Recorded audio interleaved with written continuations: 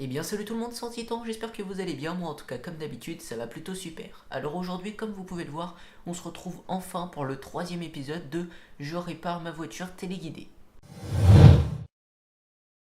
J'ai enfin reçu la pièce qui est cassée juste ici et qui m'empêche de monter la quatrième roue. Les pièces de rechange sont juste ici, donc j'ai directement commandé un kit avec plusieurs pièces de rechange, comme ça si jamais je perds d'autres pièces ou s'il y en a qui se cassent, j'en ai toujours de rechange. Bon allez c'est parti, on va pouvoir commencer à la démonter. Alors comme d'habitude on va directement démonter la carrosserie pour être plus à l'aise.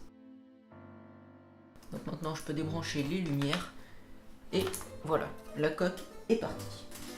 Bon voilà, maintenant on a plus de place pour travailler. Comme vous pouvez le voir, la pièce cassée est juste ici et pour la retirer il va falloir enlever l'axe qui est juste derrière. Et pour enlever cet axe, il va falloir démonter les suspensions et le triangle qui est juste au-dessus. Ça a l'air un peu compliqué, mais ça devrait le faire. Bon allez, on commence par dévisser la suspension.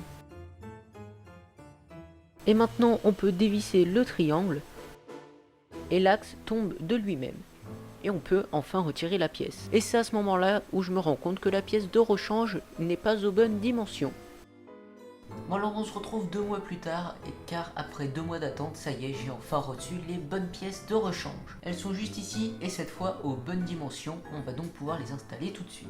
La voiture est juste ici, donc entre temps j'en ai profité pour améliorer la voiture, la vidéo sort très bientôt. Bon allez, on peut enfin insérer la nouvelle pièce, replacer l'axe correctement.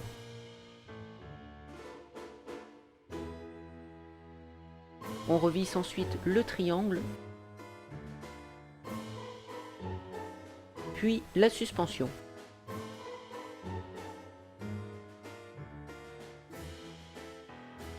Maintenant on va pouvoir installer la fixation de roue, puis la roue. Lorsque vous remontez une roue comme celle-ci, ce que je vous conseille c'est de mettre du frein filé sur les écrous, ou alors si vous n'avez pas de frein filé, vous pouvez le remplacer par du vernis à ongles, ça marche tout aussi bien. Ou alors vous pouvez aussi faire comme moi, c'est-à-dire de mettre des écrous frein filés, c'est-à-dire qu'ils ont un petit bout de plastique à l'intérieur qui va éviter qu'avec toutes les vibrations etc, la roue ne se dévisse. Voilà, donc on se retrouve très bientôt pour la vidéo justement amélioration de la voiture, car comme je vous l'ai dit tout à l'heure, je l'ai améliorée. Et moi en tout cas je vous dis à bientôt pour la prochaine vidéo.